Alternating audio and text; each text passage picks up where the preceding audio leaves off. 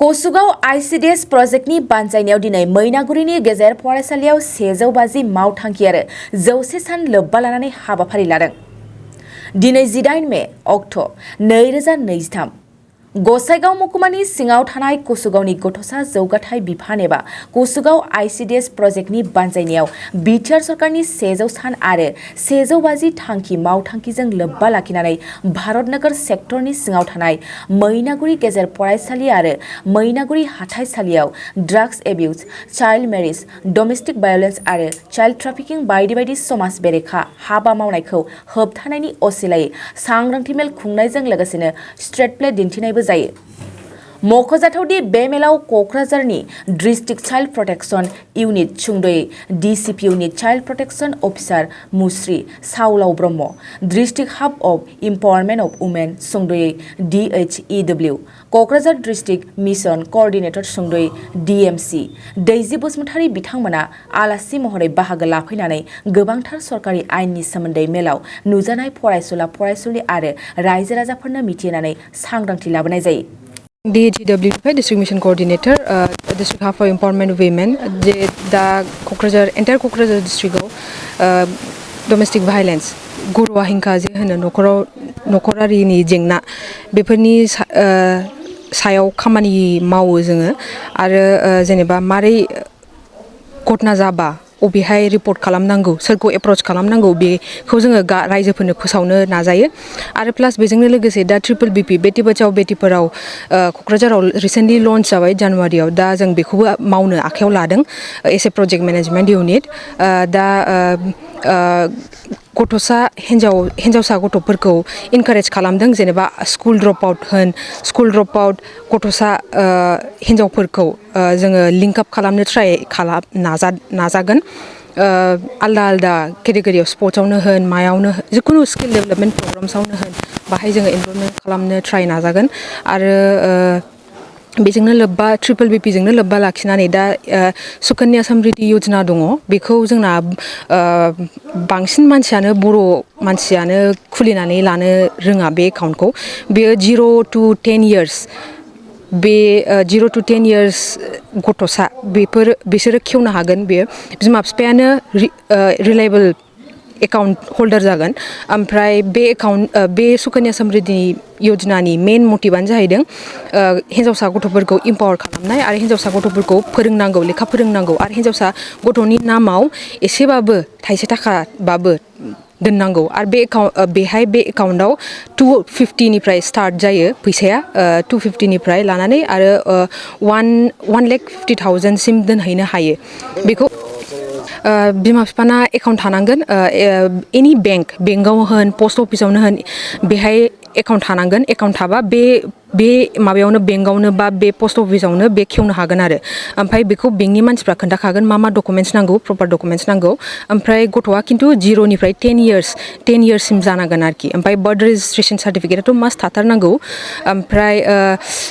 फेमिलियाव सानै फिसाजोआ मोनगोन आरो सानै फिसाजोआ सानैनि बाराबा मोननाय नङा ओमफ्राय मोनसे न'खराव मोनसे एकाउन्टल' माने मा होनांगौ बेखौ सासे गथ'आ मोनसेल' एकाउन्ट खेवनो हायो मोननै मोनथाम आलदा आलदा बेंकआव बेबायदि खेवनो हाया आरोखि ओमफ्राय दा जोङो थांखि लादोंखि बेंकजों कलाबरेट खालामनानै जोङो माबागोन होननानै माने बे बुस्थुखौ खेवनो इनकारेज खालामनो नाजागोन जोङो खामानि मावनो नाजागोन जोङो ओमफ्राय बेनोमोन बेजोंनो लोगोसे जोंना दा DHEW डिस्ट्रिक्टनि एन्टायर डिस्ट्रिक्टआव मा सुबिदा दङ जेनेबा जेंनाफोरनि जेनेबा ड्राग एडिक्शननि बा डिस्ट्रिक्ट लिगेल सार्भिस मेरला मानसिनो नांगौ जायो हिन्जाव माहारिया बांसिन जोंना फ्रि लिगेल सार्भिस मोनो जिहेतु जोंना हिन्जाव माहारिया बांसिन फिसायफोरनाव डिपेन्डेन्ट जायो इकनमिकेलि उइक जायो जेनेबा बांसिनानो थ' बिसोर महिलाफ्रा बा विकार सेक्सननि महिलाल' नङा हौवा माहारिफ्राबो माने मोनो आरो legal service district legal service अथ'रिटिनिफ्राय फ्रि उकिल मोनो जिहेतु बे गभर्नमेन्टनि मोनसे माबा पार्ट जिहेतु नेसनेल लेभेल दं स्टेट लेभेल दं डिस्ट्रिक्ट लेभेल दं ओमफ्राय प्लास बेजोंनो डिस्ट्रिक्टनि थाखाय जों मोनसे हेल्पलाइन नाम्बार्स जिहेतु बे नेसनेल लेभेलबो ओमफ्राय स्टेट लेभेलबो ओमफ्राय माखासे जोङो डिस्ट्रिक्ट ओरिएन्टेड एसे हेल्पलाइन नाम्बार लाफादों बेवहाय जोङो एभ्रि आंगनवाडी सेन्टारावहाय डिसप्ले खालामदों माने डिस्ट्रिबिउट होबाय दा डिसप्ले खालामसिगोन गावबागाव सेक्टरावहाय जाहाथे एवेरनेस स्प्रेड जाथों जाहाथे रिपर्ट माने घटनाया बहुत जायो जोंनि समाजाव सिरि सिरि जाखोमानानै थायो खिन्थु जोंनाव रिपर्ट सफैया दा एसेबाबो जोङो एवेरनेस सांग्रांथि बेफोरबायदि प्रग्रामजों जोङो बहुत रिपर्ट मोनगासिनो दङ बहुत केस फैयो जोंनाव दा आं आसा खालामोखि रायजोफ्रा बे नाम्बारखौ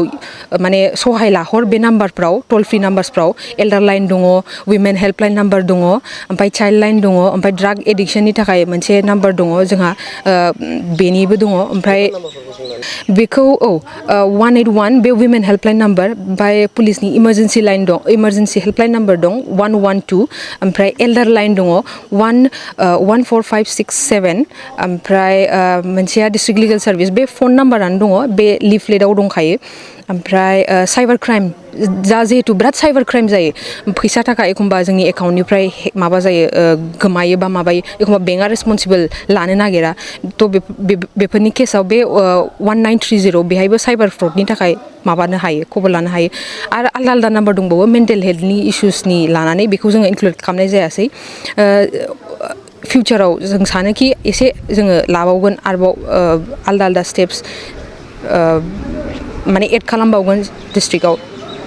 दा बेनोसैमोन आंनि होननांगौआ रायजोफोरनिसिम दिनैनि एवारनेस प्रग्रामखौ जों मेनलि बे उन्दै बैसोआव हाबा जानायखौ लोब्बा लाखिनानै खालामनाय जादों बेजों लोगोसे गुबुन गुबुन टारगेट्सफोर दं 100 डेज 150 टारगेट्स आरो बिनिनो मोनसे गेजेराव जाहैबाय उन्दै बैसोआव हाबा जानाय दा बे उन्दै बैसोआव हाबा जानायखौ जों मोरै होबथागोन बेखौनो टारगेट खालामनानै जों गुबुन गुबुन आइसिडिएस प्रजेक्ट आरो गुबुन गुबुन ब्लक्सफ्राव बे 100 डेज 150 टारगेटनि प्रग्रामखौ जों खालामगासिनो दङ एवारनेसआव आं होननाय बायदि बे उन्दै बैसोआव हाबा जानाय ओमफ्राय जोंनि बे ड्राग्स एबिउस लोगोसे जोंनि बे B-CCC Bodoland community counselling centre जायनाखि BTCजों गोदान सेटआप खालामजानाय बेनि सोमोन्दै जों रायजोफोरनो फोरमायनो फैदों आरो लोगोसे चाइल्ड ट्राफिकिं आरो जोंनि DHEWनि जायनाखि बेटि बाचाव बेटि पढ़ाओ जायनाखि स्किम लन्च जादों बेफोरखौ जों जोंनि रायजोफोरनि गेजेराव फोरमायनो फैदों दा बिनि थाखाय आं होननो सानगोन जे बे अबेबा मोनसे अर्गेनाइजेसन बा अबेबा मोनसे डिपार्टमेन्टनिल' हाबा नङा बा माने खामानि नङा बिनि थाखाय जों बयबो एसे ससियेल रेसपन्सिबिलिटि माने बयबो बेफोरखौ आखायाव लानांगोन बेफोरखौ नुयोबा जों रिपर्टिं जोंहा माखासे मेकानिजम दं माखासे जे जायगायाव जों रिपर्ट खालामनो हायो पुलिसनो खोन्थानो हायो बा गुबुन गुबुन डिपार्टमेन्ट दं डि एडिक्सन सेन्टार दं बेफोरखौ जों बयबो दायित्व लालायनानै जुदि खामानि मावाबा बेफोरखौ जों कन्ट्रल खालामनो हाया ओंखायनो बे आं होनो जे बे मोनसे डिपार्टमेन्टनिल' खामानि नङा बे एस ए होल ससाइटि जों बयनिबो मावनांगौ हाबाफारि बेनो जों माखासे जोंनि जायनाखि गोदोनिफ्रायनो सोलिबाय थानाय जायखौ मा होननानै बुङो बे माने जायखौ जों गोदोनिफ्रायनो प्रेक्टिस खालामबोबाय थादों बेफोरखौ जों माखासे सोलायनांगोन जेरै गामियाव जौजों जुवाजों बा जायै लोङैल' थानाय बेफोरखौ जों फोसाबनांगोन बयबो ज' जानानै जाहाथे जों बे ससाइटिखौ माबायाबा जों बेखौ फोजोबस्रांनो हानाय नङा 2023-24 सोलोंथाइ बोसोरनि थाखाय क'क्राझारनि दतमायाव थानाय सेन्ट फ्रान्सिस जेभियार एइचएस स्कुला नोंथांमोननो लानानै फैदों गोदान मुं थिसननाय दतमानि बोरसिजरा गामियाव थानाय सेन्ट फ्रान्सिस जेभियार एइचएस स्कुलाव दायो आर्ट्स स्ट्रिमाव 11 थाखोनि थाखाय गोदान मुं थिसननाया सोलिगासिनो बोसोरै फरायसाफोरा मोजां जौखोन्दो लानानै उथ्रिसारनो हानाय बायदिनो बे फरायसालियाव नोंथाङाबो गुनगोनां सोलोंथाइखौ लानो हागोन लोगोसेयैनो बे फरायसालियाव सोलोंथाइनि मोजां थासारिखौ बिथा खालामनानै हौवासा आरो हिन्जावसानि थाखाय आलादा हस्टेलनि खाबुबो दं गोसो गोनां बिजाथि एबा फरायसाफोरा आर्ट्स स्ट्रिमाव 11 थाखोनि थाखाय मुंखौ सेन्ट फ्रान्सिस जेभियार एइचएस स्कुलाव थिसननो हागोन मुं थिसननायनि बागै आबुं बाथ्राखौ मिन्थिनोब्ला नैबे मबाइल नाम्बार 7637819350 एबा 6900559217 आव थोंजों सुलाद लानो हागोन थामहिनबा सेन्ट फ्रान्सिस जेभियार ओइस एस स्कुलाव थांनानैबो नोंथाङा सोलोंथाइ लाहैनो हागोन।